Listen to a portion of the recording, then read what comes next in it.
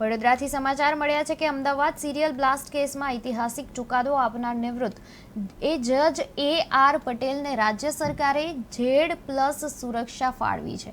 એમને Z+ સુરક્ષા ફાળવી છે ત્યારે ત્યારબાદ તેઓ વડોદરા જિલ્લાના SP રોહન આનંદ સાથે કાયદાકીય મુદ્દાઓ તથા આવનાર સમયમાં કાયદા વ્યવસ્થાને લગતી બાબતો પર ચર્ચા વિચારણા કરવા મળ્યા હતા।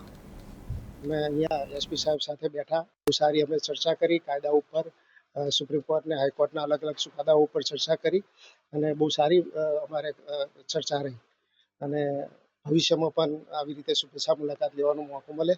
ધન્યવાદ।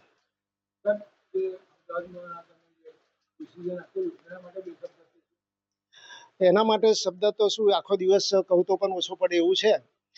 તેમ છતાં 5 વર્ષ સુધી મેં એક કેસ ચલાવ્યો હતો બોમ્બલાસ્ટનો સોમવારથી શનિવાર સુધી।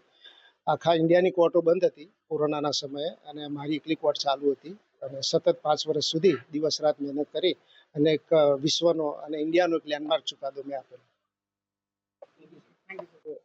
Director of prosecution AR Patel સાહેબ આદરણીય કચેરી આવ્યા હતા અને AR પટેલ સાહેબ ડિટેલ વિગતવાર ચર્ચા થઈ।